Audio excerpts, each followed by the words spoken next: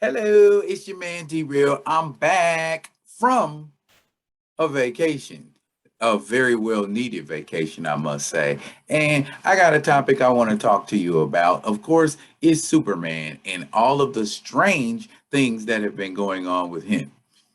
Not strange in an overall way, but just strange in a specific way. By the way, let's be real with D-Real.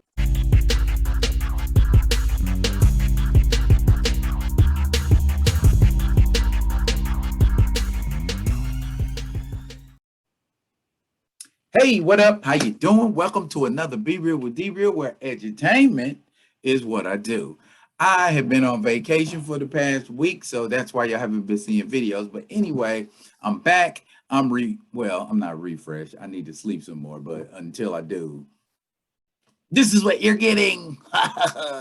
Anyway, before I get into what I want to get into, hey, new Black Panther T, killing them, got the sparkles.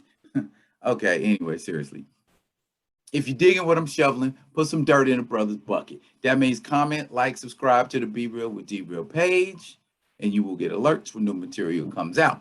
Now, like this material right here. What I have for you real quick is I want to play a video clip, and then we're going to reference an article about Superman's slogan being changed and the conversation with Tom Taylor, the current writer on Superman, Son of Kal-El, and his comments on Don Lemon.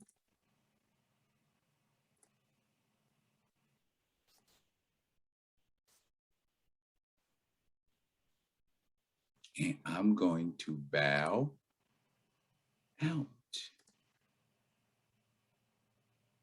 Tell us about Superman and his friend Jay Nakamura. What's their relationship like? Sure, well, their relationship, if you've seen the pictures today, is obviously a close one. But this Superman is not Clark Kent. I do want to make that clear from the get-go. This is John Kent, who is actually the son of Clark Kent and Lois Lane. Why? Why did you make this decision? Why did I make this decision? Well, when I was offered the gig to have a new Superman and a new Superman #1 for DC Comics, that's a very big thing. And I think the first question I had to ask myself was, what should Superman represent today? A new Superman, if you're going to make a new Superman, what should that look like? And it struck me as it would be a real opportunity lost if we had Clark Kent replaced by another straight white savior. So,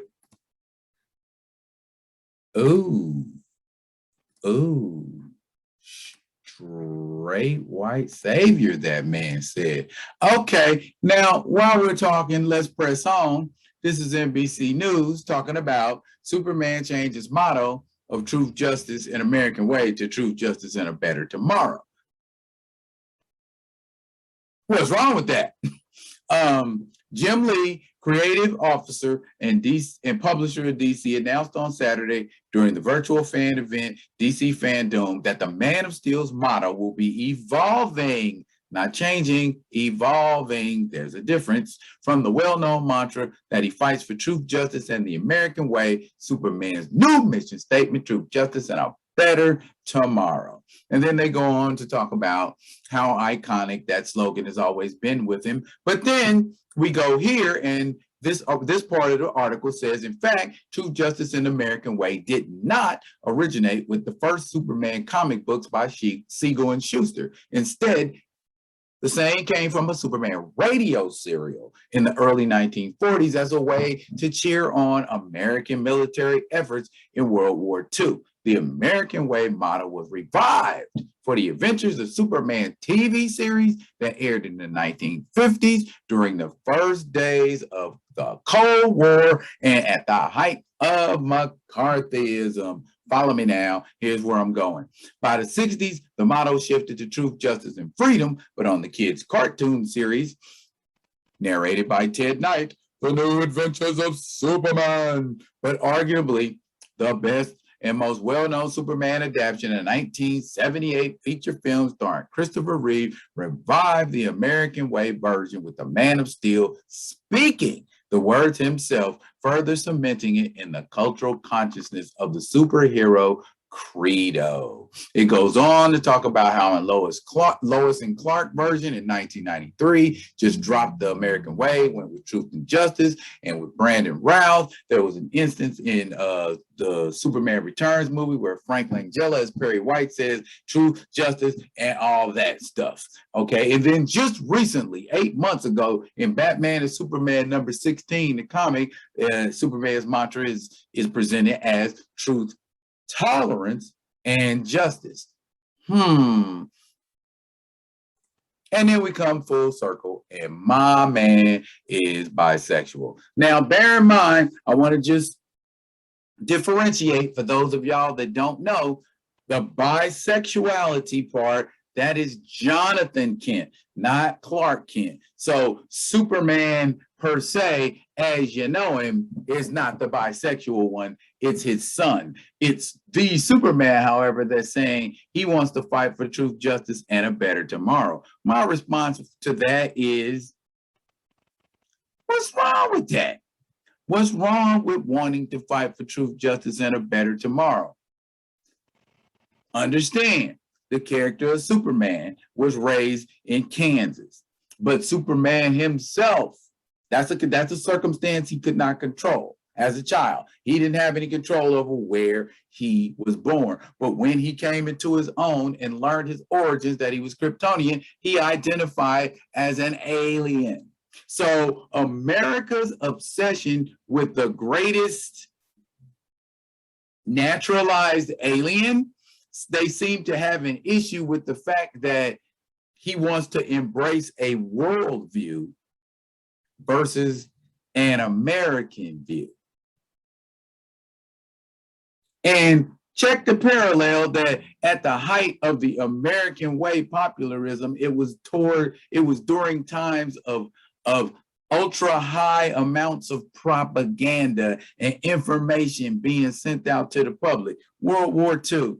I mean, I understand the war efforts, the American thing, but it was being pumped out in volume. And, just believe this, we ain't got time. You need to believe this. I mean, that's how World War II was, and it helped us get through some dark times. I'm not saying that's always a bad thing. However, though, in the 1950s, during the Cold War and all that McCarthyism madness, good Lord, that's my night-night bell. During McCarthyism and all of that, that's during a time where there was paranoia and everybody's thought processes were xenophobic. You know what I mean? And it was just, you're either American or you ain't. But as, time wore on and those ultra-vigilant beliefs kind of dwindled down, to something of a reasonable semblance. I can love my country without being fanatical, without being psychotic. Why do it always have to be from one extreme to the other? Why can't people sit on middle ground? What's wrong with Kal-El having a bisexual son? All of us know we got relatives who are members of the LGBTQ community.